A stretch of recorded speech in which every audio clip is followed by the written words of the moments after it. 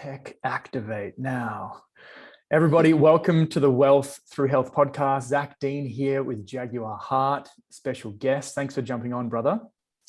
Thanks, man. Happy to be here. Looking forward to our conversation. I'm really excited about this. I was introduced to you through a mutual friend that I've known for many years, who's having life-changing results with you as his coach and mentor. And today we're going to be talking about masculinity. We're going to be talking about raising strong men, not just physically. And a couple of topics here that we're going to go through, guys, is masculinity, of course, the human condition, the mind, language.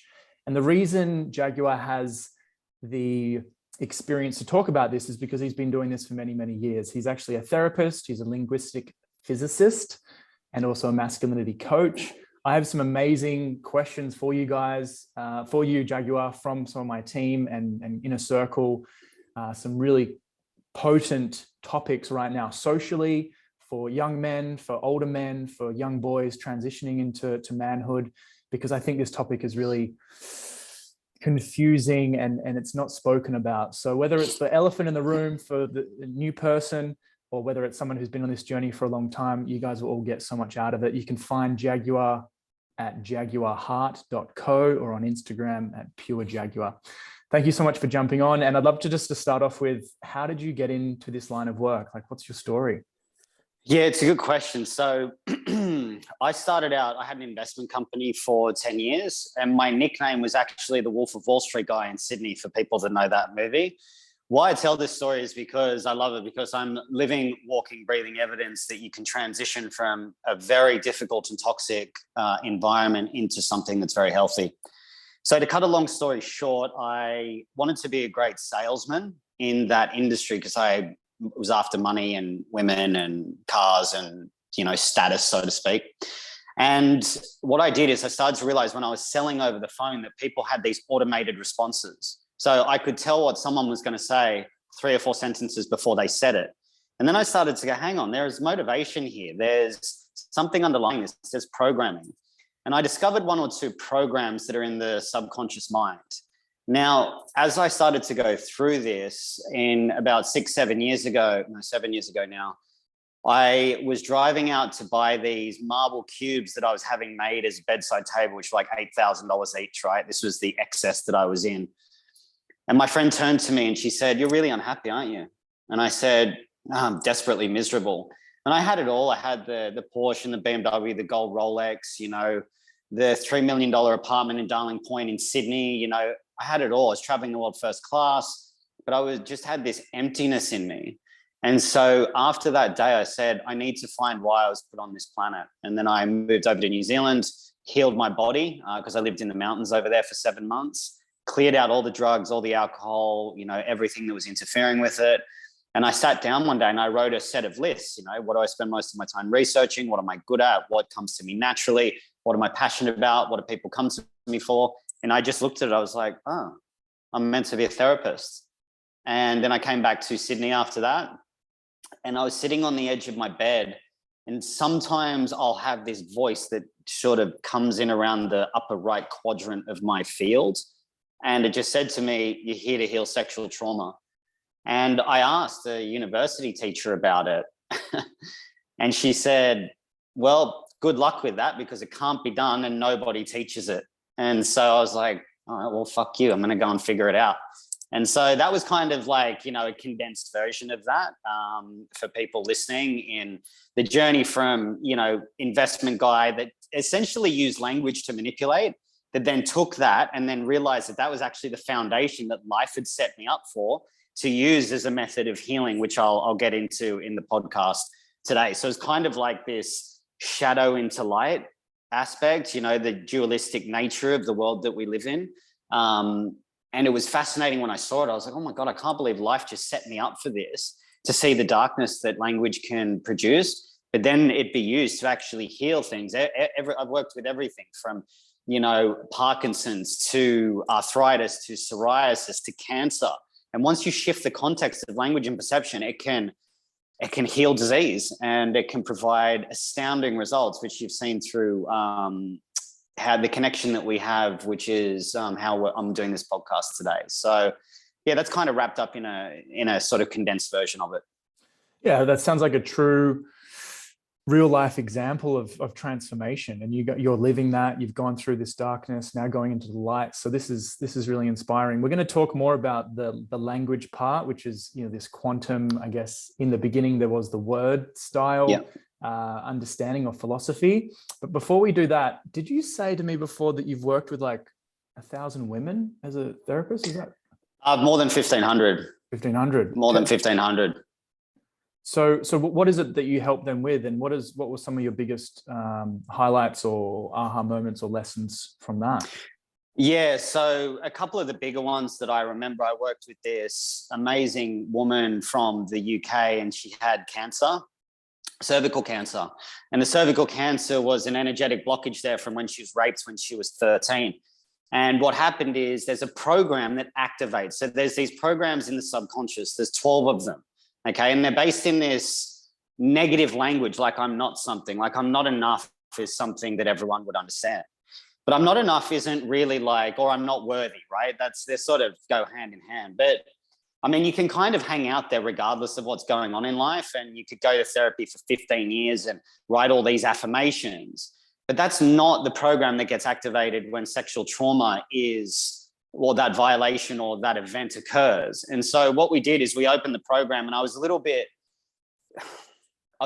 careless and irresponsible at the time, because I was in my archetype, which we'll talk about, of the magician, right? Which was the magician's this sort of, influences matter and uses physics, and would have been like the alchemist back in the esoteric days that has this gift, okay? But then it's more like the shadow side of the magician, which is what it'll be kind of mysterious, and it'll be like, like cold reading and figuring things out. So I was very much in this sort of shadow magician aspect. And 7 minutes into the first session, I cracked the program with her, and her lower abdomen started pumping like it was, like almost Wim Hof breathing or breath of fire type of breathing. But unbeknownst to her, like it was automated, it was autonomic, it was just happening. And after that, so we did the session. So this was 7 minutes in, she had a deep release, and she had I think it was the second or the highest grade type of cervical cancer you can get. She went and got a test a month later, and it had cleared out. So that was the body releasing through the program, and it will depend on where the event happens. I also worked with another woman that had a similar event happen to her, who had IBS for 8 years, and she was spending, I can't remember the number, it was either $7,000 or $20,000 a year on medication. She rang me because she'd heard about someone talking about me over the fence at a party, and then she contacted me and she's like, "Oh, I've got IBS." I said, yeah, 3 sessions, we can fix it. And she's like, "No, I don't think you understand, blah, blah, blah." I'm like, "It's cool, I've worked with heaps of cases of IBS. It's 2 or 3 sessions, we're sweet."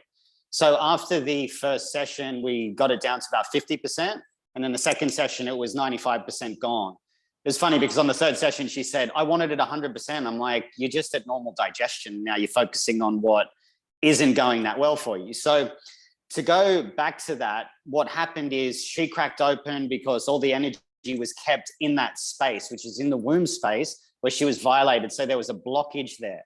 And so when we start to unravel that, where it lands in the body with the organ, with the energy, with the event, and the program, and we link that all up, what happens is there'll be a release in the energetics, and then the body will just start to heal itself. What looks like a miracle, but the next day or the same day, the IBS won't show up anymore. Or, psoriasis will go away, or rosacea will disappear within a couple of days. It just depends on the release that happens at the time. So it's mainly been around sexual trauma, but underneath that is the program which activates the mechanisms by which we behave after the program is active.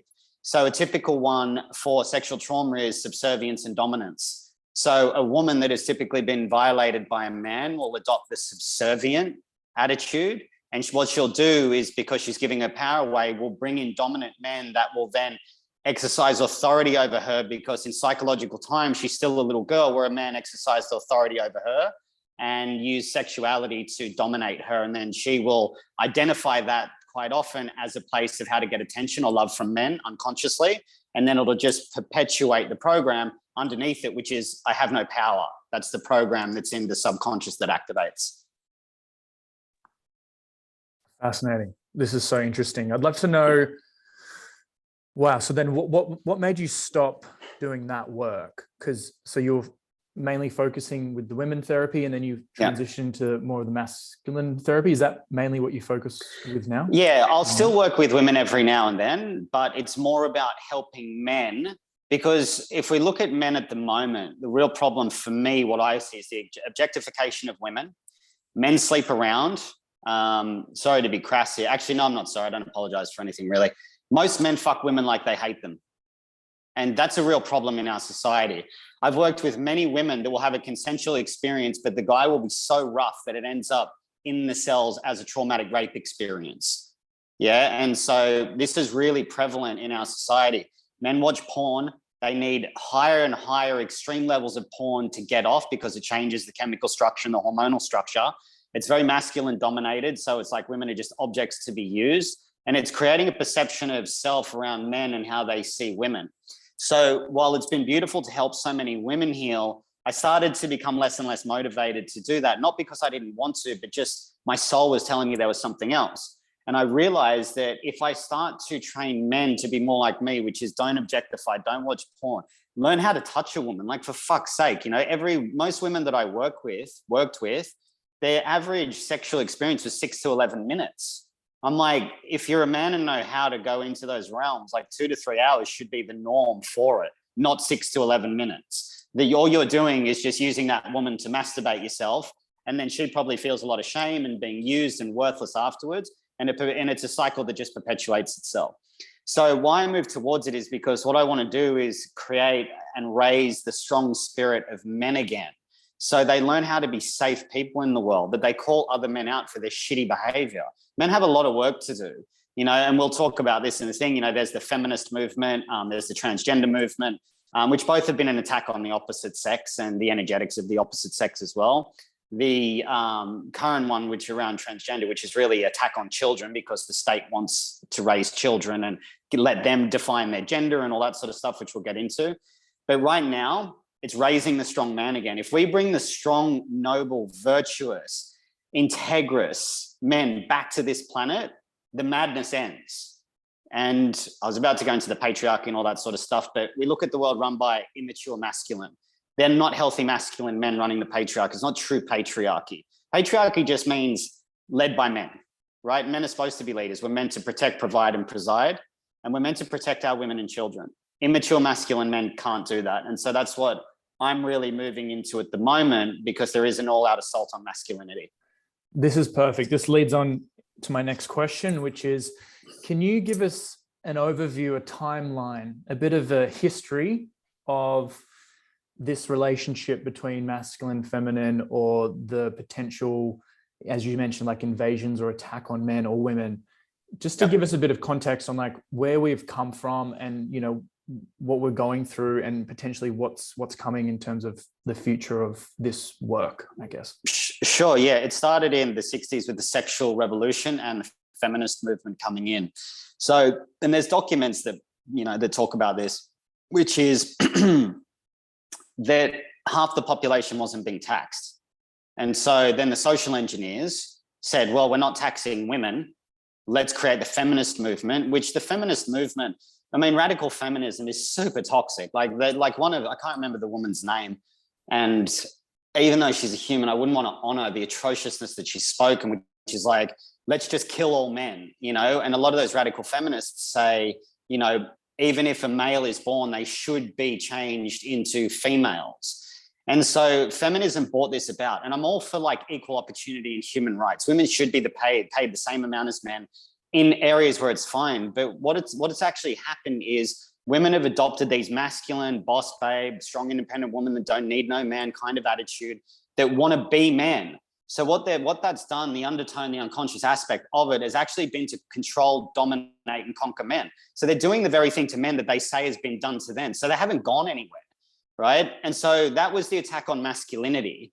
Then there was the sexual revolution, which was the attack on the family unit. Because if you have the family unit, that is in ancient cultures, not every culture, you know, some people say to me that, you know, cultures had, you know, multiple genders and they were polyamorous. I'm like, yeah, they also fucking sacrifice children and skin people alive. Like Just because ancient cultures did it that way doesn't mean that, you know, transgender and polyamory is the way that we should go. And if you want to do that, that's fine. There's no judgment, like fill your boots. But we're talking about what's natural in natural law. Nature provides everything. I was having a back and forth with the woman in comments the other day, and she deleted my comments. And she said, masculinity is outdated. Feminism is the way forward. It's an outdated program. And I just said, okay, so you know better than the way that nature's set up, do you? So our human mind is trying to tell nature that either transgenderism or becoming androgynous or, you know, meeting a 0 point within our soul is the way to go. And I'm like, everything in nature is dualistic, zeros and ones, it's binary code, light and dark, left and right, up and down, male, female, masculine, feminine, man, woman, you know, sun and moon. You know, it's everything's dualistic. Everything is dualistic. And these people that are human beings are telling the force that created them that they know better than it. Like, if that's not the most absurd thing I've ever heard, like they talk, and these people are typically buying to climate change, that human beings are destroying the planet, yet they're telling nature that they know better than it based on their gender identification. It's fucking madness, right? So that started back in the feminist movement, and then it was sexual revolution, and now it's the transgender movement, which is just the all-out assault on the traditional understanding and energetics of biology, of energetics. You know, there's man, woman, that's biology, male, female, that's sex, you know, or you could call that gender. Man, woman could be sex, and male, female could be gender. And then we have masculine, feminine, which is energetic. There's a reason magnets magnetize when the electromagnetic force, positive and negative, move together. There's a reason why that happens. There's a reason why light casts out darkness, and when light goes away, darkness moves in, you know. This is the natural world. This is nature. These are the forces that created you, the DNA strand, our eye, our ability to self-reference, the beautiful ability for a woman to give birth. And we're telling that force that created every ecosystem, every animal, every star, every celestial body, every planet, this universe that we don't even know, that we know better than that force. Madness. So that's where it started. And now it's gone into the attack on masculinity even more by saying masculinity is just inherently toxic. Because if men stand up and rise up, these tyrants that are in power, these weak little overly feminized, gray-haired, estrogen-filled men will have no power whatsoever. There's a lot in that. There's a lot there. And yeah, let's unpack that for a second. So yeah, everyone have a glass of water, take a big deep breath in and out.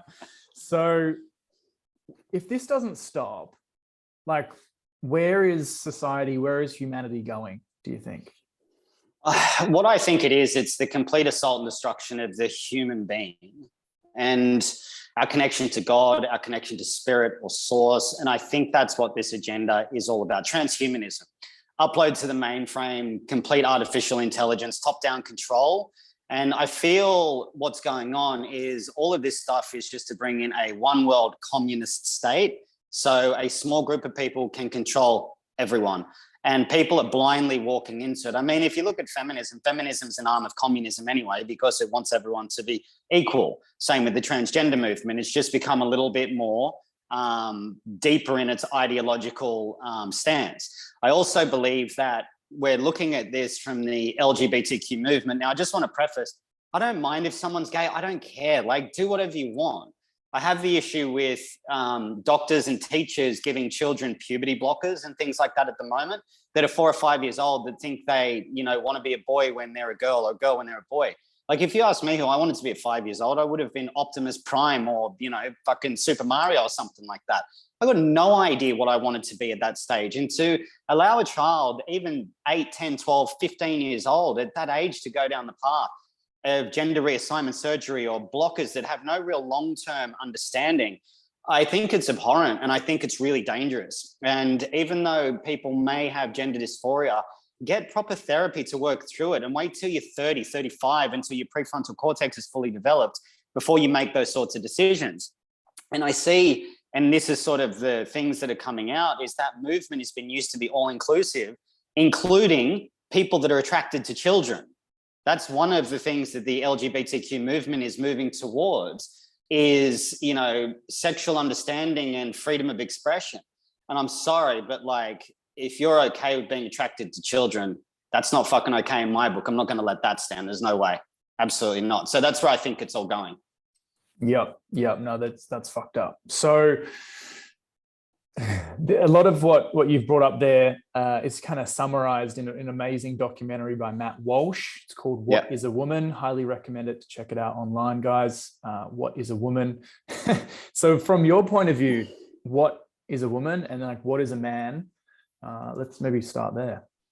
A man is just is a being that is born with male genitals, and same with a female. That's it. I just go on sex and biology. I don't care if someone wants to identify as a fucking packet of peanuts, right? Like, do it if you want, but that doesn't mean if you're born with a vagina or a penis, you are a woman or a man respectively, right? Like you see in that documentary, it's like, identify as a woman. Yeah, but what is that? Well, it's a woman. Yeah, but what is that? And then they can't even answer the question, you know? So this is kind of like the nature of that. And I invite people to go and watch that documentary. I think it's really interesting. It's more disturbing the roots of it with Kinsey and Money and those two doctors and what they were doing to children, that something like that is born out of the roots of something so sadistic and abhorrent that can still move forward into our society in such a strong way. And it's such a small minority of people that are falling into that category, yet all of society has to be bent to the will of that, you know? That's right. There's a crazy story where the dad said that his daughter was a female and a she, but was then taken to prison because she decided to be a boy and it was the wrong pronoun. So there's this whole discussion, which to echo what you're saying, is to distract, destroy, confuse everyone, and a confused mind does nothing. And to help us forget or be confused of what true reality is. And I think that's where even a lot of the new age movement is just like, there's so much wishy-washy energy or perceptions or definitions. And it's like, well, we live in this physical reality. This is who we are. This is how we thrive. And to create an environment that's all man-made and we can do whatever we want is walking off a cliff, in my opinion. So this is bringing the old to the new and reminding us of, our true essence, our God-given essence. So I'm glad that you shared that. So you mentioned briefly, let's touch into just trauma for a second. Sure. You mentioned briefly around how men can have sex with women, and that kind of that energy of them having sex can cause trauma. But just to back it up, like, what is trauma from your perspective, and how does trauma form, and then how do we transform or heal trauma? Transmute that. Yeah, good. That's an awesome question. Trauma just means wound. The etymology of the word means wound. I'm not a big fan of the word trauma because it has a stigma associated with it. And then once we get caught up in the idea that we're traumatized, what can happen is we can keep playing out the same wound. So what happens is, if we've been traumatized, just for the sake of the conversation, what will happen is a program's going to activate, a pattern's going to start to develop, a behavior to compensate for the pattern to keep the person safe is going to happen as well. And what it is, it's just energy stored in the body. That's all it is. Everything's energy. It's neither good nor bad. But what happens is the painful energy that people don't want to face is going to be projected out onto the world. So we don't take responsibility for it. And this is where we get to play the victim. And when we play the victim, we'll keep repeating the pattern that is dictated by the trauma. So the structure with which it happens, just so people will understand, we've got programs in the subconscious. Now, these are not beliefs, they're not stories, they're not narratives, they're the thoughts. So each one of them is based in a negative-based linguistic style called negation, right? So if I say to you, Zach, don't think about a red car, you start thinking about a red car. Don't think about a yellow balloon. You start thinking about a yellow balloon. Now, you are thinking of the image which the ego is projecting up. The ego is the subconscious, survival mind. So if I say, don't think about a red car, most people think of a Ferrari when they're thinking about a red car, but you'll think about the image of a red car. You're not thinking about the language of me saying, do not think about a red car in the form of words. So if we're looking at the program, say, I'm not enough, that's going to have a set of thoughts that are contained within it. Now that might be, I'm not pretty enough, I'm not tall enough, I'm too young, I'm too old, I can't do that, I'm not qualified enough. That's how the ego will present it in the form of thoughts. So each one of these programs has a set of thoughts that go with it. Thoughts inform our feelings. Thoughts can be up to 20 times stronger than feelings. Feelings dictate our behaviors. Behaviors produce our results, and results create our experience of life. So that's the structure. And most people are trying to fix things at the behavior and the results end, not realizing there's a chain underneath it. Now, these programs are divided into 3 psychological time-based containers. It's past, present, and future. So the past is going to be a sense of worthlessness. So the feelings you're going to experience there are like sadness, grief, guilt, regret, and shame. They're the main ones. You can't feel guilt in the future because you haven't done something, because guilt is a byproduct of doing something wrong. So you can't feel guilt in the future or shame in the future. Okay, now in the present, that's a sense of scarcity or limitation and lack. You're only going to experience 2 emotions here, which is desire and frustration. Desire is I have something I don't want, or I want something I don't have. And in that, we generate time, and then we get frustrated because we want to achieve the thing that we don't have, which then only reinforces the lack that got us into the position in the first place. So if we want health, it's because we're sick. If we want a relationship, it's because we're lonely. If we want money, it's because we're broke. So we're only reinforcing on the very thing that we say that we don't have by trying to obtain it and achieve it. That's in the present moment. Then we have the future, which is insecurity, which is fear. Okay, so some people, if they grew up in an unstable environment, one that was very chaotic, they're going to be leaning more towards insecurity. They're going to be waiting for something bad to happen. Whereas if someone in the sexual trauma aspect is going to feel a lot of shame around it.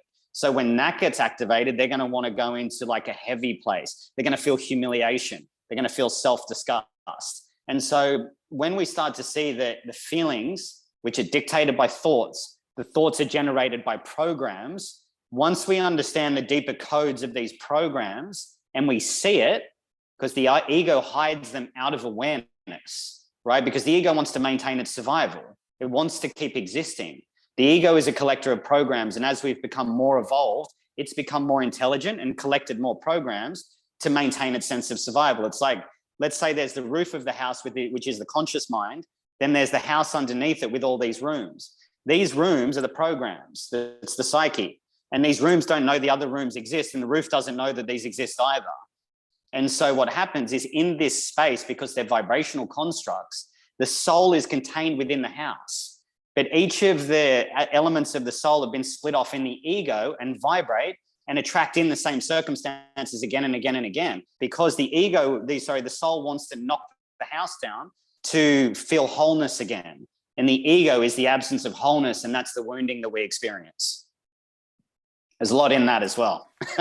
We're going all over the place. Yeah. Whoa. This is so important. This is so important. So we started there. You were mentioning around, wow.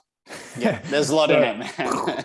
So we've got here, you don't like the word trauma, which, you prefer, what would you be using? What's more of an empowering word? It's an event. Just an event, something that happened.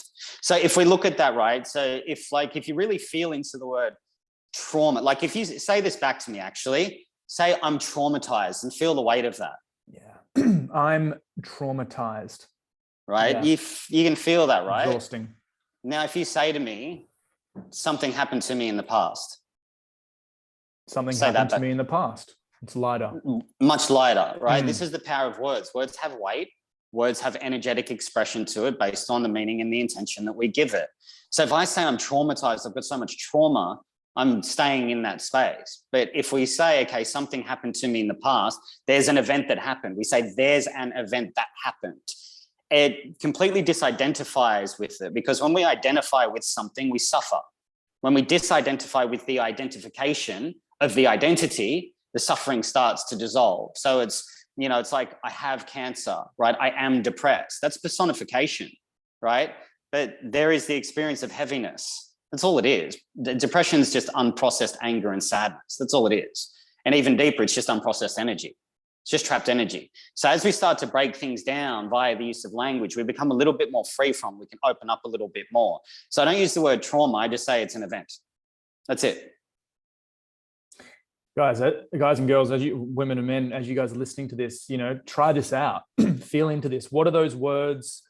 I'm just kind of thinking right now, the people right now in this reality, like in this moment, that are using those words on a daily basis. They're, as you said, reaffirming, personifying, speaking into existence something that it was something that happened in the past, and we're speaking that same thing into the future. Yeah. So it's like, I've been watching, a lot of Bob Proctor and like Earl Nightingale, all these original OG personal development people. They talk about what we think about, we bring about. And so that's really interesting. Okay. And then I'm just trying to like unpack this for everyone and also unpack it for myself too. So you've got that there's an experience, that's what happened. And then you shared that there's our behavior. So how we're showing up every single day, our habits and deeds are coming from our feelings, that are coming from our thoughts, that are coming from a program. Yeah, correct. So let's just say someone out there right now, they're addicted to porn, or they're addicted to depression, or they're doing, they're feeling sick, or they're in a relationship that they're feeling unhappy and they don't know what to do about it. Are they creating that reality? Is that what you're saying? Is they're actually creating that experience as a result of how they're thinking, their programs, feelings, and behavior? Yeah. So if you look at that person, if they're like watching porn, they're addicted to alcohol, or they're doing both together, and they're in a relationship that they hate, and then they've got a boss that they argue with all the time, and they're always late to work, what's the common theme in all of that? The common theme is they sound pretty miserable. Stop there. Go to what was the first word you said? They. Yeah, which is a person. So it's them. Right? It's the person that's the common theme in always, right? So it's like wherever you've got problems, you're always there. Okay, so that's the first thing, right? So to answer that, yes, they're absolutely creating all of it, but they're bringing these circumstances in by virtue of physics. So we vibrate at a rate of I'm not enough as an example, right? Or we'll use the I have no power one, which is it's not limited to sexual trauma, but it's the main one that activates. So now we have I have no power. The thoughts around that are going to come up are going to be, okay, well, that person has authority over me. I can't talk back. I need to do what I'm told. Okay, so these are the thoughts. The feelings of that's going to be some anxiety, some fear, some concern, worry. That's going to be a little bit more future-based, present and future-based, okay? So what happens is I'm going to adopt an adaptation to that through behavior, which is to be subservient to that. So then, because I'm in a subservient construct based on powerlessness, I'm going to give away my power to people again and again and again. We see this in the world at the moment. A lot of people are saying the government's taking our rights. I'm like, no, they're not. You're giving them away. You're giving them away. No one can ever take your power away from you. No, I can't come over to you, Zach, open up the top of your head and take all your power out. I can't plug a cord into you and go, right, cool, I'm going to drain all your power now, right? So this is where I look at it. So, and I'll ask you the question, if someone's giving their power away, if someone in that aspect, right, like what's the transaction? Is someone giving their power away or is someone taking? Well, there's both. No one can take power away. Your power is internal. You can only give it away. It's just an energy exchange. So if I were taking your power away, I'd have to reach inside you and take it away from you. Right. And that doesn't happen. So the transaction is you give it away. Okay. So, but if you're giving it away, who can stop giving it away? Well, myself. Yeah. And this is really important, is that I want you to understand is the only thing you can give your power away to is the idea that you don't have power. That's it. Now, if people sit with that for a second, that changes everything, right? It's a simple reframe. No one can take your power away. No one. No one can. People might be able to physically dominate you, but your reaction to that is the key. That's the power to it. You can let it affect you, or you can give your power away to that situation. This is trauma. We keep giving our power away to the trauma. I can't do this. I've got someone that has power over me. I'm going to set myself up with that. Police are a big example. They're an authority. I had a sort of an argument with a highway patrol officer recently because I didn't put my belt on. I was driving at about 4 kilometers an hour when I had like a coffee in my lap, and I live up in Byron Bay area, and I was just driving from this place to the beach. And I was driving over there and he pulled me over and he goes, "Oh, you didn't have your seatbelt on." I said, "Yeah, I know." And he goes, "Why not?" I said, "It's broken," because I had a vintage Jeep and I pulled it. And he goes, "All right, cool, mate. Well, I'm not going to lecture you about it, but blah, blah, blah." I said, "Hang on a second." I said, where in your job description does it tell me that you can fucking lecture me? I said, are you going to give me the ticket? And he goes, yeah. I said, then fuck off and give me the ticket. You got no right to lecture me. What are you, my father? You're about the same age as me. He goes, oh, well, it's dangerous not to wear a seatbelt. I said, only for me, at which point a victimless crime is not a crime. I'm not going to say I'm a victim. So I assume the responsibility of me not wearing a seatbelt. So give me the ticket and fuck off, basically. And so this is like, I could have given him my power, but just because you're wearing a blue piece of clothing does not mean that you have power over me. And I'm not going to give that to you. I can't delegate rights to you. I can't say, Zach, you can go and arrest someone. If I don't have that right in the first place, how can I give it to a police officer to have it over me? The only way I can do it is by giving my power away. And so when we've been traumatized and I have no power starts to activate, we're going to give our power away. We're not going to speak up. We're not going to speak our truth. We're going to feel powerless to not be able to do anything, not be able to change anything. You know, the vaccine thing was a big aspect of that, where they brought in the mandates. And I was just telling people to wait. I said, just wait. Give it 6 to 12 months, wait. And like, oh, well, I've got a mortgage, I need a job. And I said, well, that's just been completely powerless. There's tons of ways to make money. There's tons of ways to, you know, not have to bend to the will of the government. And it was all like, know your rights as well around it. So I'm going off on a bit of a tangent here with it as the example, but yeah, we'll leave it there. That's a powerful example. And, you know, just for everyone out there, Jaguar's not saying, you know, go and talk up to the cops all the time. But what you're saying is speak your truth and be in the present moment and calling it out as it is. Be a nice person and be kind to people. I just didn't like the way that he addressed it, that as though he could, well, I'm not going to give you a lecture about it. Like, that's I'm 40 years old. Fuck off. Yeah. Like, 100%. Go away. So. Yeah, the perception of power. And in doing this, if this is triggering you guys, maybe it's a result of you have given your power away in the past. I know I've done it many, many, many times, and it's a dance for myself. But it's like, hey, where can I bring this power back into myself? And reframing or changing the I have no power to I have power. Would more of an affirming affirmation be I have power or I am powerful? Interesting. I'm not a big fan of affirmations. Affirmations are reactive to negation. So, and I'll use the example. I was going to actually touch on this before, so I'm glad that you got there. I'm enough. This will be really powerful. I'm going to do this exercise. I don't normally do it on podcasts because it can be pretty big, right? I'm not enough. People will say that, like Marissa Peer's one, and I used to follow her, but what I realized is she just gets people to write, I'm enough 500 fucking times a day. And she charges $10,000 a day or something like that. I'm like, that's utterly ridiculous. So if I'm writing I'm enough, it is a reaction to the fact I feel like I'm not enough. So if I'm doing that, what I'm actually doing is I'm not going anywhere because I'm reinforcing the fact I'm not enough.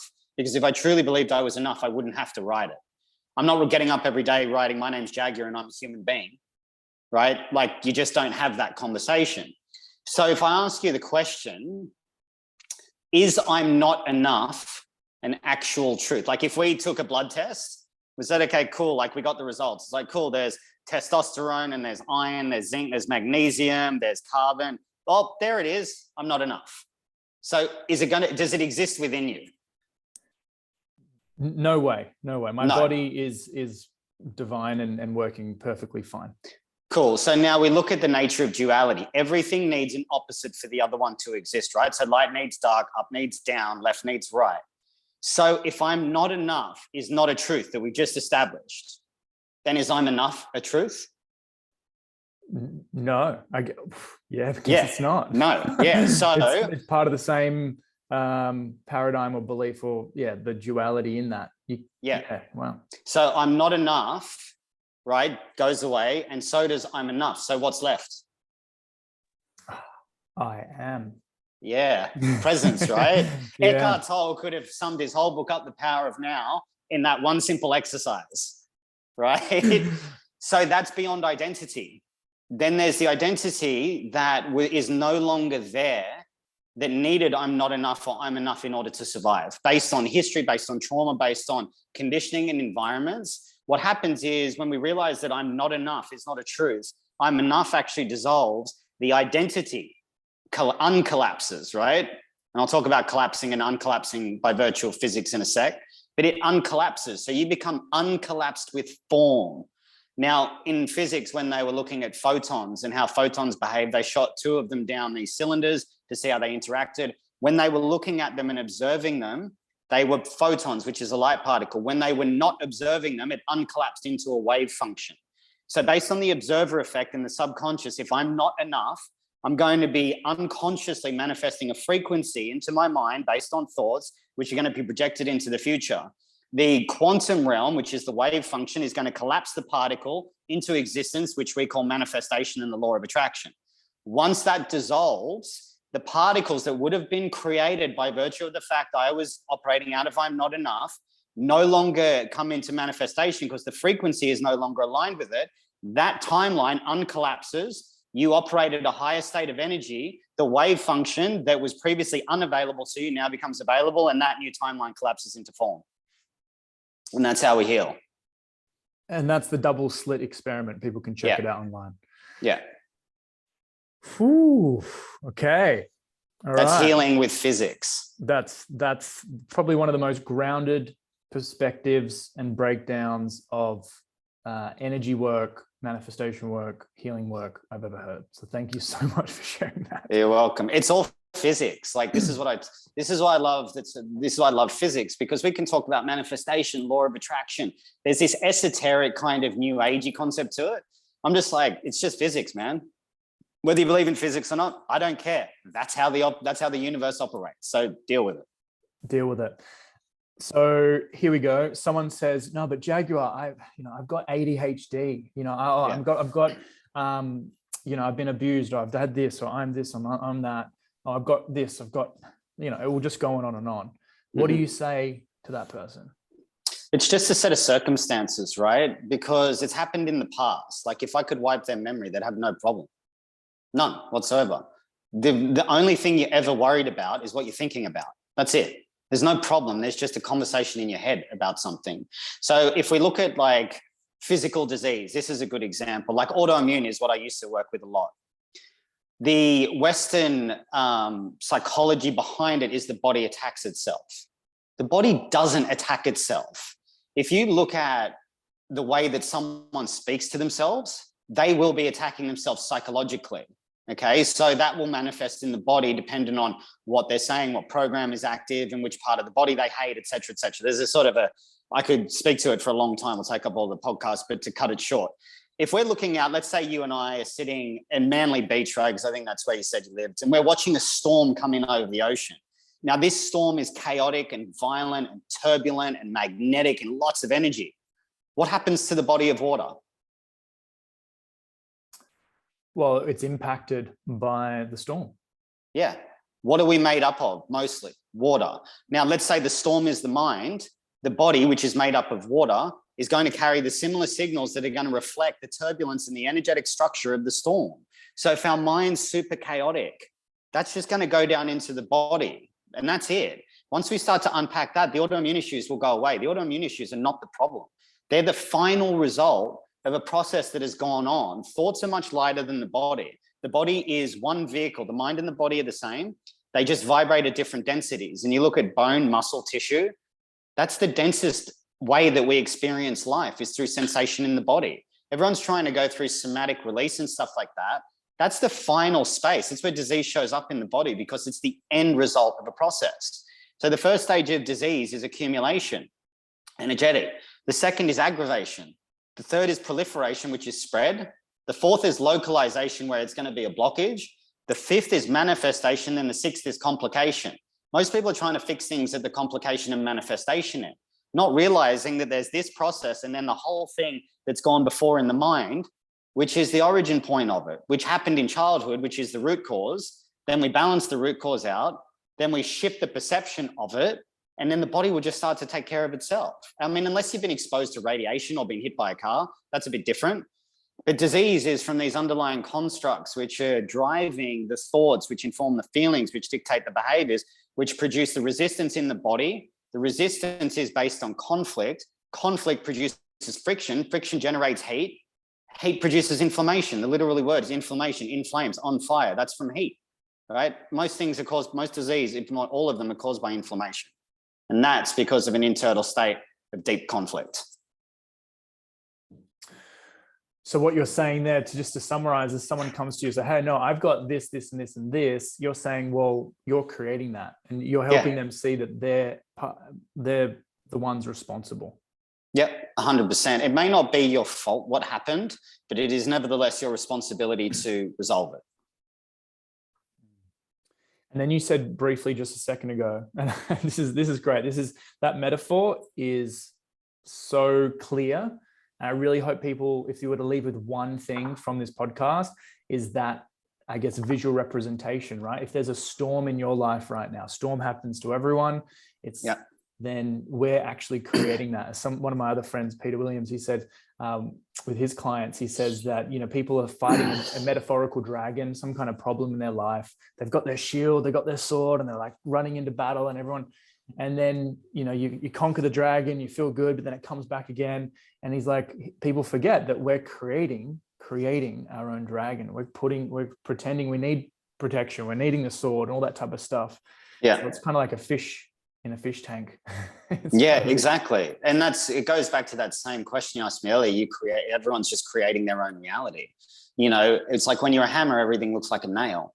If you're in conflict all the time, which is just what I spoke to, and that's what you brought up, if you're in a constant state of conflict, you're always going to need some sort of enemy, and then we fall into the victim perpetrator construct. And so even when you don't have someone to be a perpetrator against you to play the victim, you're going to be a perpetrator to your own victim and beat yourself up. And this is where autoimmune issues really start to kick off.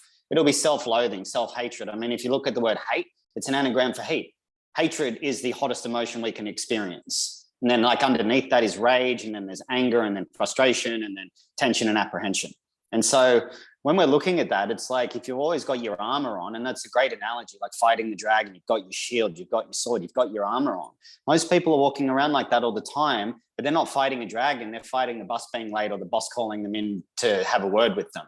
And that's the state that they're in all the time, a constant state of fight or flight. And that was just the fight aspect that you were speaking to so beautifully, which you may not have even realized, but subconsciously that was the aspect of the fight or flight mechanism that most people are just walking around in all the time. It's heating up. It's heating up for a lot of people right now. And especially with, economic stress or financial stress or government stress, or these, I guess, storms that may be kind of portrayed to us on the news or social media. Guys, just take a second to go, hey, let's maybe turn those things off, or really start to reframe and start to step back and disassociate slightly. And so, get out of the fishbowl and say, how am I responsible in this experience? You touched briefly on the collapse, uncollapse. Yep. Did you want to just share a bit more about that? You said you might come back to that. Yeah. So that's like when we collapse with form. So the frequency drops into manifestation into the particle. When we're free from that, based on the past, when we resolve these programs, which are all based in the past, and we reconcile our childhood or our trauma, what happens is there's the release. So that vibration, that physics uncollapses, and then a new wave function then becomes available to you. So that's the collapse and uncollapse. And so that's what you do with your work. So you're helping people collapse the relationship with the past, so to speak. Uncollapse. To uncollapse. We open it, yep. So the particle dissolves. That was predicated by a frequency from the stuff that happened in the past. We get rid of that. So it uncollapses. That frequency that would have kept collapsing into form, coming down into form, no longer happens. This is called time reversal symmetry. Time operates in three-dimensional, backwards and forwards. So it's like this is a bit rudimentary, past, future. This gets resolved. This future timeline collapses. What's left is presence. The particle opens up back into a wave, and then you become available to a higher quality of energy because you're not being dictated by I have no power, or I'm not safe, or I'm not enough. And so when they're gone, then you get to live in the absence of that. And then you get to start living a much freer life. And to bring it back to the topic as well, because I could talk about this stuff. This is mind-gasmic for me.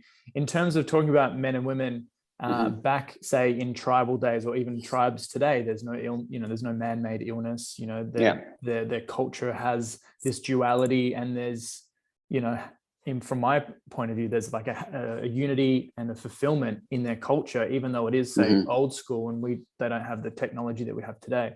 So is that like what you're saying there is obviously a fundamental viewpoint or theory or your insight into reality. How did old cultures or cultures, say African cultures or these cultures where there's no man-made illness, so to speak, how did they live into that, embody that, create that in their own culture? Because it's kind of like we're talking about this through a piece of technology and the internet and these like invisible forces, like this is the new world coming into reality. But if we go back and create some examples on how do these other cultures create that, what were some of those structures or rituals or like practices and principles that they have lived by for thousands of tens of thousands, hundreds of thousands of years?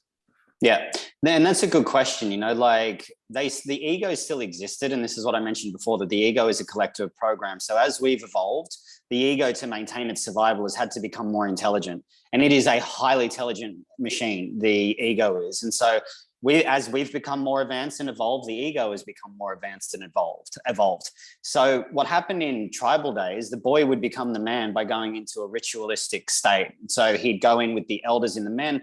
In a cave or, in a hut or something like that. He might be covered in honey and had fire ants put all over him. A psychedelic blown up his nose where he has to face his demons, or left out in the wild to fight a wolf or whatever it is.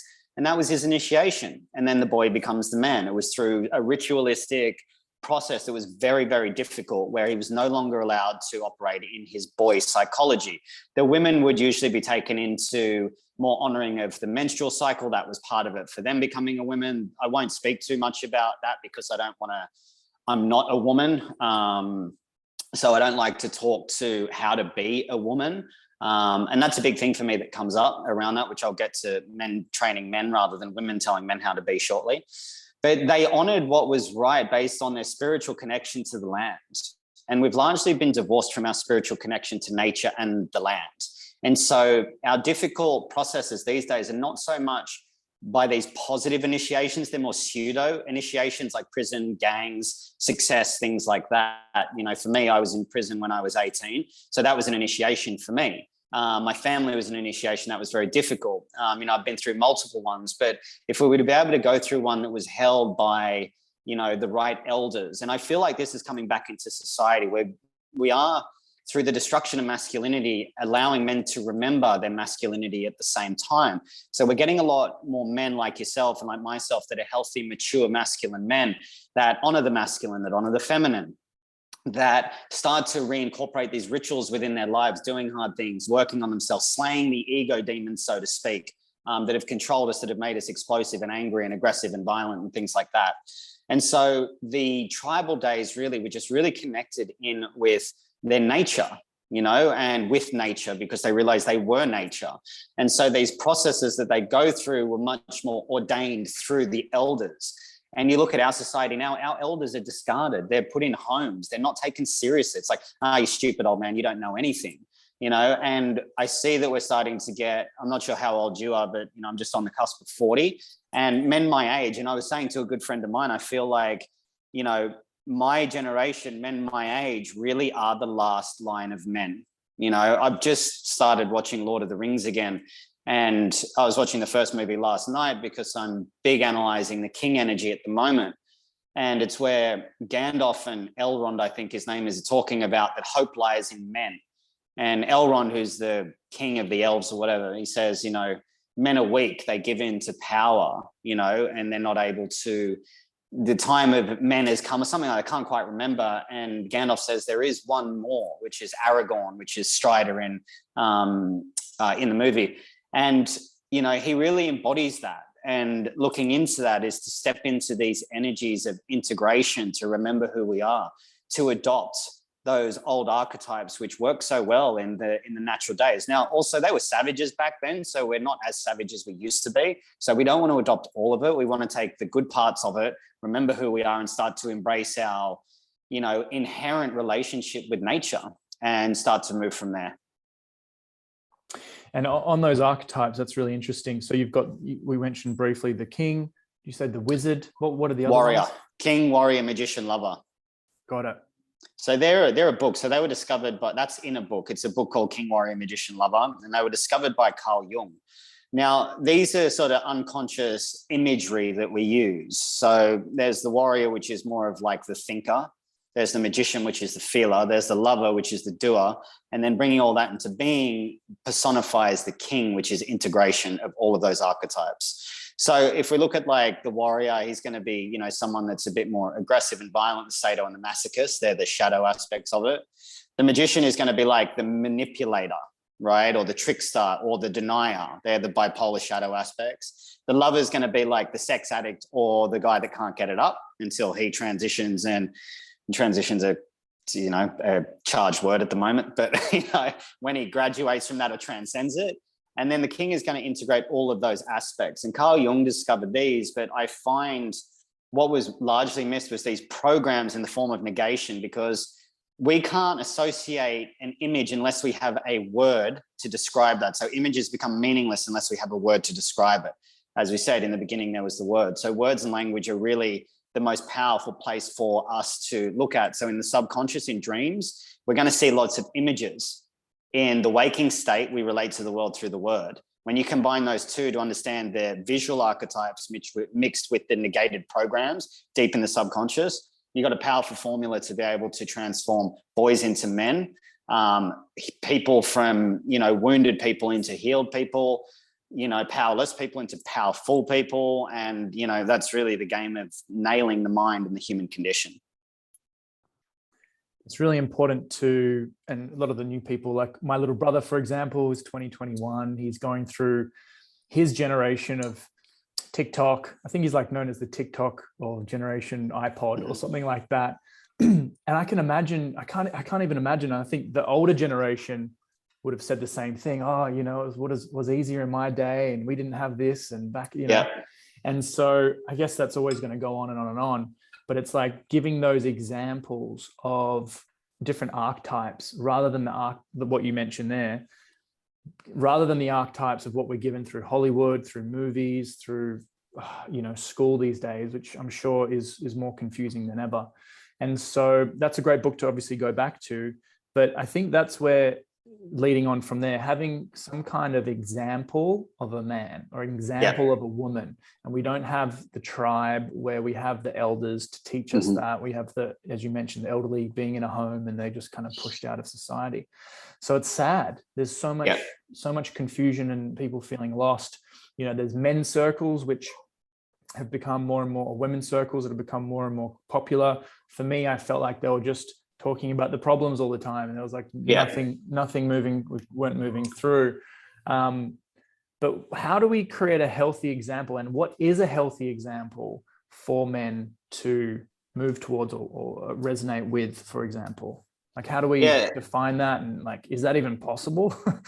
Yeah, it's a good point. You know, like I talk about men's groups. I get a lot of requests to like, dude, can you start a men's group or something like that? I'm like, men's groups have become like women's groups. It's just a bunch of dudes sitting around talking about their problems without actually doing anything about it, which can become quite toxic. The relationship I'm in, her ex-husband used to go to a men's group, and they were all like, dude, don't worry, she'll come back. She wants you back. And her and I were already together, you know, and we've been together for a couple of years. And up and only till 6 months ago, they were still saying, man, she'll come back. She'll come back. I'm like, this is so irresponsible. And so they created this false sense of perception. So he wasn't listening to her. He was listening to what he wanted to hear. And men shouldn't be doing that. I think it's ridiculous.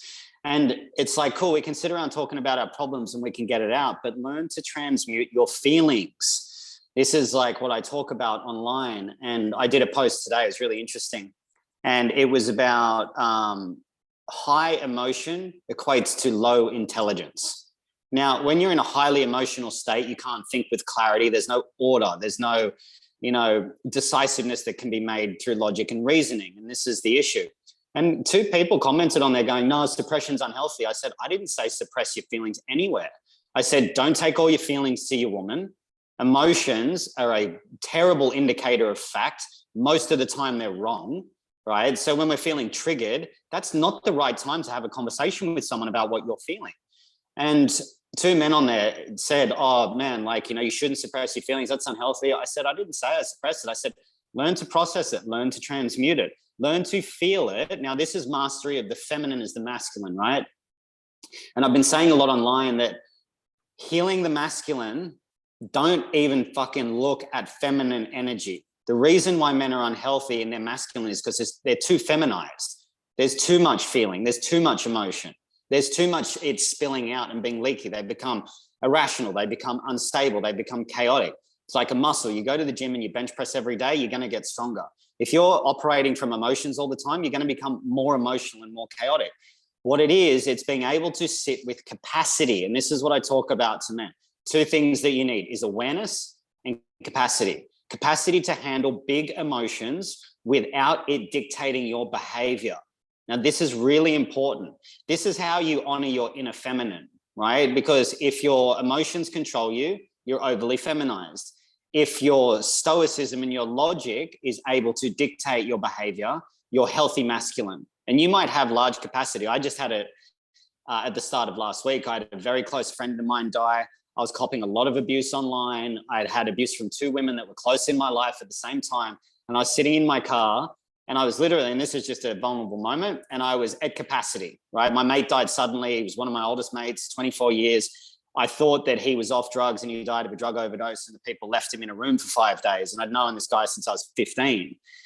And so it was big for me. And then I was sitting in my car and I was at 100%, I was redlining. And I was sitting there and I'm going to do one of two things now. I'm either going to get out and beat the shit out of someone, or I'm going to go and I'm going to buy some chips. I'm going to get a cherry ripe and I'm going to go sit at the pub and have a beer. And I'm going to buy the chips from the convenience store because the vending machine in the pub doesn't work properly and they don't have the chips that I like. So I was logically dealing with it. I walked in, I got my beer, and I don't normally drink. I never drink. And I put my phone down and I just went, okay, I'm here. I had my beer, I ate my chips, and within 10 or 20 minutes, I was fine. Now, that's mastery because I was at capacity and I could have gone wild. I could have reacted and been angry and aggressive towards everyone and played the victim, but I didn't. I said, I'll handle this. And I went and handled it and I was fine within, 20 minutes. And so this is why it's really important, this kind of stuff, is because the narrative out there at the moment is that every woman wants a man to be more emotional and more vulnerable and more into his feelings.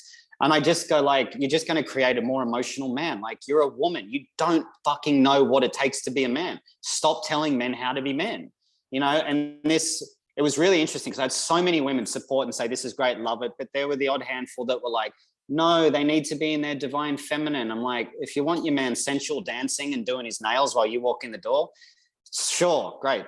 Fill your boots, go for it. But that's not the sort of man that I want to produce because they're not going to be strong. There's a scene in Braveheart where Wallace has been captured and he's on the morning of his execution. And this personifies the feminine and masculine dynamics massively. And she walks in and she's like, please beg for mercy, please beg for mercy. And this is paraphrasing, it's not verbatim.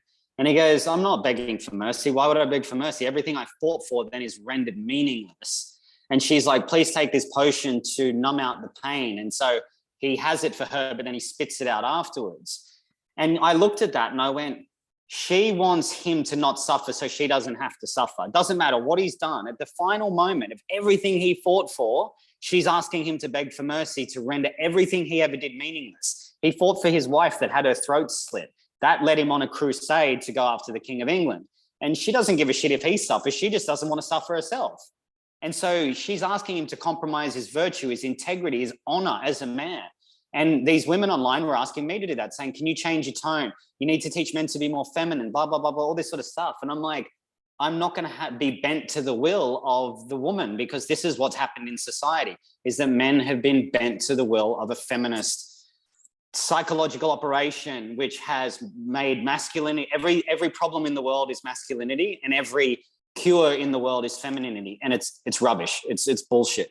Feminine is very beautiful energy. It's nurturing, it's open, it's receptive. There's nothing more intoxicating for me than a powerfully feminine woman. Like my partner is extremely feminine and she has my number, but she will never get me to compromise on my virtue or my integrity. Never, no one will. And that's masculinity. And so I'll finish that point there because otherwise I'll keep going for another 20 minutes. But just so we can keep going with the conversation. Keep going, mate. You're on a flow. It's great. Did you want to finish what you're saying there? It's really important.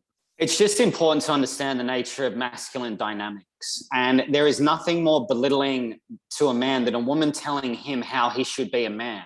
Because they do that and then they say, we're all the real men because everyone's too weak. They're not taking a stand. They're not leading. They're not being masculine.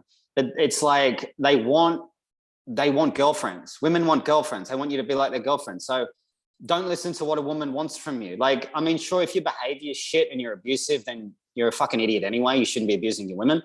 But like, stand up, be a man. Remember your masculinity. Masculinity is powerful. It's beautiful. It's healthy. It's strong. Be masculine and watch your woman surrender into her femininity. Do not listen to what a woman tells you when she tells you how to be a man. This is awesome. This is really, really powerful. And what you said, I just want to go back to that story. Sorry to hear about mate. But what you did is from my perspective, what you shared is there was a presence, and your presence of your identity was keeping you in the moment. And you were then conscious of, okay, I could go hit someone out here. I'm going to start a fight, or I could just go have a bit of pleasure and just relax and defuse for a little bit.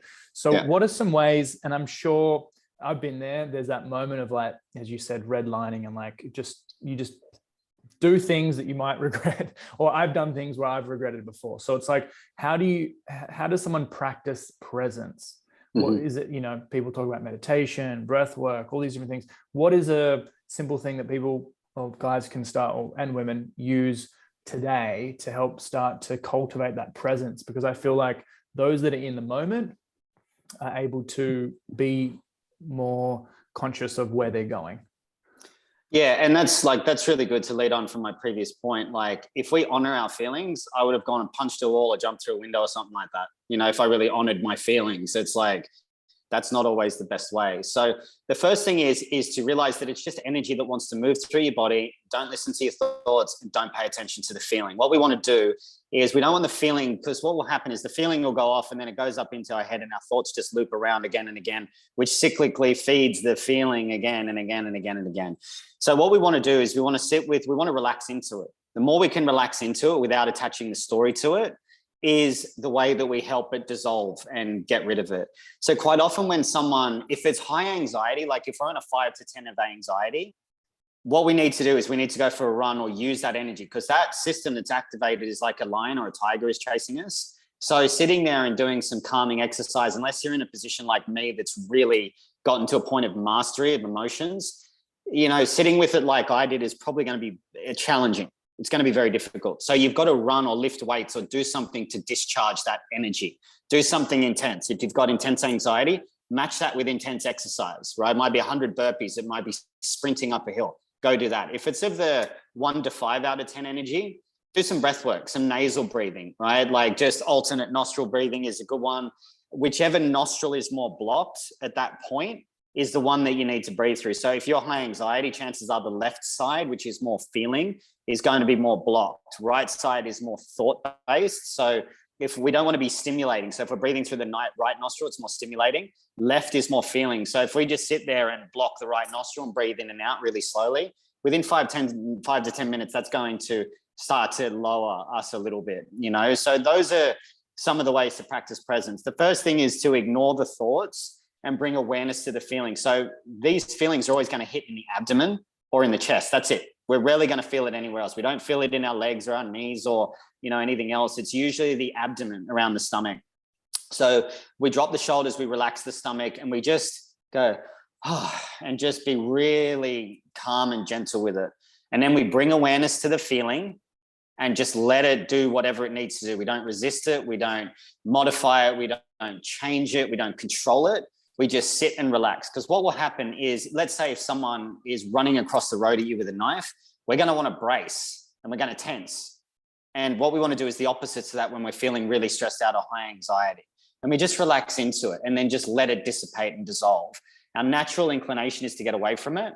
But when we drop the judgment towards it and we detach from the story, the feeling has nothing to perpetuate it from the thoughts. Remember, up to 20 times stronger than the feeling. So if the thoughts are gone, by bringing awareness to the feeling, what we want to do then is just let the feeling move. And we can even go one step further than that, is to place our hand on our lower abdomen and on our heart, because that wounding most of the time is going to be from childhood that's just reactivating, unless it's like what happened to me the other day. And we say to ourselves, I see you, I hear you, I love you, and it's okay to feel this way. It's okay to feel this way. You're safe here. It's safe to not feel safe. These can be these sound like affirmations, but that part of us that's wounded was the child that didn't get the very thing that we're now giving to it. This is how we heal the inner child. The inner child is not like, oh, just grab your inner child and give them a hug. It's just energy. It's trapped energy from childhood. And when we say, I see you, I hear you, I love you, it's okay to feel this way, usually it's because we've been dismissed, invalidated, and rejected as a child, and that wounding is coming back up now for us to dissolve the energy. But then we project it out onto the person that's saying something to us, so we never get to deal with the actual energy. It's like people that are anxiously attached, they become preoccupied with someone externally. So what that preoccupation does is make us think that the connection is with the other person. It's not that. It's to reveal the disconnection with that part of us that is seeking connection that we think is the other person that's they're responsible for. And so when we start to sit there and hold the space, which is the masculine energy, and then bring the feminine energy in by saying, I see you, I love you, I hear you, it's okay to feel like this, what will happen is the energy, like when you hold a newborn baby and it's in turmoil and crying, you hold it and it'll just slowly fall asleep. The energy in the wounded part will just start to slowly dissolve and go away. And then you'll heal that part of yourself. I think the world needs to hear that on repeat a few times. Yeah, because it's powerful. What you're just sharing there is a fantastic strategy that all kids, all adults, all men and women should be practicing. You know, this is like, you know, you go to your yoga class or gym class. No, you go to a class where you manage your presence and you feel your emotions and you coach yourself through this. Now, that's probably what you do. Yeah. So everyone out there, if you're aligning and resonating with Jaguar, check out his website, jaguarheart.co, and at Pure Jaguar on Instagram. Get in touch. Just want to quickly unpack that for a second. As you said, it's kind of like what you were saying is kind of like, yeah, catching yourself in that emotion, feeling it to a point that allows you to be conscious to then communicate with it. It's like you're parenting yourself. Is that kind of what you're doing? Correct. Yeah. That part of yourself that for whatever reason in the past, something happened where that part of you wasn't fully feeling safe or whole. And now it's potentially triggered again in this moment through whatever. And that, from my understanding, trauma is kind of held in our body through the water. Yep. Water holds onto memory. And so most people are then taking that energy out on their partner or the boss or the world or whatever, the government or whatever these things are. And that's perpetuating the problem. And the very thing we say we don't want. Yeah. And then, so what you're saying is catch yourself and go have some time. Like, you know, you're in a relationship, if you're triggered, so to speak, which I'm sure you are, you know, everyone gets triggered. I'm sure there's no like transcending that. What's your process? You do that, you kind of step out, you say, hey, I just need a minute. Like, how do you catch yourself? Because I know the arguments, it's like, well, no, this happened or this happened. And then it's just like, and then you get so far, you're like, fuck, no one's going to win here. Yeah. So how do you catch yourself in that? And is there a way of, okay, I'm triggered, what next? Yeah, it's a really good question. So what I do is I always relax my stomach and my diaphragm first. And I, like what you just did, nasal breathing, let's go like that. And I count. And I'm like, I count for 5 seconds in and 5 seconds out. And I'm still listening to when she says something. I hope she doesn't listen to this because this is like my secret weapon. But I kind of tune out from what she's saying a lot of the time. And I just breathe until I get myself into a calm state. And then what's very powerful is I reflect back what she's saying. That's the first thing, because then a woman wants to be seen and understood. So if she's like, you know, I feel like you used this against me and like, you know, I told you something a while ago and then you brought it up later to prove your point, you know, et cetera, et cetera. And so I'll reflect back what she says in my own words. So, okay, cool. So what I'm hearing is you told me something and then because I brought it up in this moment, you know, what I'm hearing is that kind of feels like a violation of trust to you. Is that correct? And she'll go, yeah. And I go, then I start to validate it. I go, okay, no, I can see why you would be saying that. And that probably makes you feel pretty shitty, right? Like I've betrayed you. And she'll go, yeah, and go, then we fix it. So this is called imago dialogue, which is mirroring, then it's validation, then it's empathy. But what they don't teach in it is then as the masculine, you offer a solution. Okay, so that's my addition to it, is to fix it. So it's like, okay, so the mirroring is, okay, so I brought something up that you told me in the past, and then you feel like that's a bit of a violation. Is that right? She goes, yeah, I can see why you would feel that way. And that might feel like I've betrayed you and make you feel pretty shit. And she'll go, yeah, that's it. And I go, okay, cool. I understand that. Thanks for sharing. Now, here's what I'm going to do. I'm going to make sure that next time I'm going to be really mindful to make sure I don't bring up the past to prove my point. Thank you for telling me about this. And I give you my word that I'll do my best never to do that again. That's the solution. That's how you kind of wrap it up. But like whenever I help men with this, one of the really powerful things is most men are thinking, I'm going to do whatever I can to make her wrong. Why is she making me wrong? These are thoughts. Thoughts are scalar wave energy, and they're electromagnetic energy. A woman is super intuitive. She will know that you're going to try to make her wrong without you saying anything based on energetics. And so we change the shifting of the mindset rather than, okay, she's wrong. I'm going to sit there and go, I really want to understand what she's saying. I'm really going to listen now. I really want to understand what she's saying. So that's what I say in my mind. I listen, and 2 ears, 1 mouth for a reason. I listen. I don't talk. I don't say anything. And I mean, we were going through a grieving process just the other day, and I just sat and listened to my partner. She was going through a personal thing and grieving for like 20 minutes. And she goes, are you going to say anything? I said, no, I'm just holding the space for you and just listening. I just want you to know that this is a place for you where I'm just opening up the space. You don't need me to fix anything. And she's like, thank you. And so I was just listening, being concerned and fascinated with her world rather than trying to make her wrong and try to fix it. So thoughts are very important because she'll fucking know about it. She'll know as soon as you walk in the door. Like, trust me on that one. Before you even say anything, she knows what's up. Is that what you're saying? Yeah. Just to demystify scalar waves, are you talking about like mirror neurons, or like they're picking up on the frequency that you're giving out? Correct. Yeah. It's just like they're waves that move out and then feed back in on each other. And so they become stronger. They're like ripples in a pond, basically. And like they'll pick up on it. Yeah. They'll pick up on it. They'll know. Like if you walk in a mood, they'll know about it. Like they'll know. They'll be like, what's up? And it's like, fuck, I haven't even walked in the door yet. And she'll send me, my partner will send me a message going, hey, is everything okay? And I'm like, yeah, she's got my number. So they will know. So we want to get away from the defensiveness aspect and become open, really listen to what they're saying. Because most of the time it's got nothing to do with you. If you didn't take the trash out or you didn't, buy the milk or whatever, what she's saying is that you didn't listen to me at one point and you're not hearing me. And women want to be seen and understood. And that's our job as men.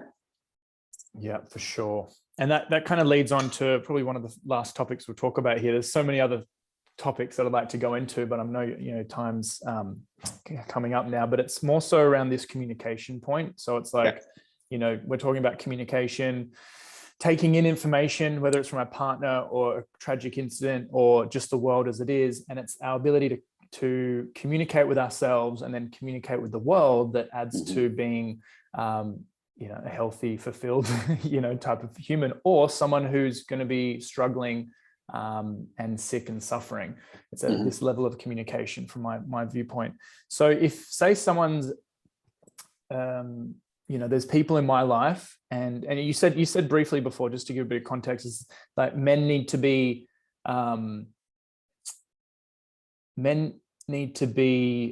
what's the word to it? It's like confronted on some of these topics, especially around communication. So if, like, for example, I'll just talk personally for myself. That's why I'm kind of like going around in a circle. So I've got some disagreements with people. I've got some disagreements with some men, and they're not willing to look at it. And they're from a point of view, they are avoiding or dismissive and not responding to calls, messages, things like this, where I'm wanting to resolve it and they're not kind of meeting at the party. So what part of me is like, I want to fix it. I want to fix it quick, and I want to just move on from it. Let's all learn, love, and let's move on from it and move on in whatever way we can. Another part of me is like, well, fuck you. Like, I don't want to be dealing with someone like that. And if that's how you're going to treat me, then okay, then I know I'm not going to have any more time here, and I'll go do some other stuff. Is there a way to, how do you, I guess it's conflict resolution. What are some ways of dealing through conflict resolution from your work? So there's a lot of stuff that you said in there, which I could. So you said dismissive in the avoidant person, right? So if it's a dismissive avoidant person, like moving forward towards them is always not the best strategy, right? What they do is they deactivate in the nervous system. So they'll become largely disassociated. They'll think that they're over it. But what that is, it's a form of protection in order for them to suppress what's going through it. So if you're taking the approach of like saying this is, would just say criticizing or attack or asking or demanding an explanation, they're not going to be able to process that.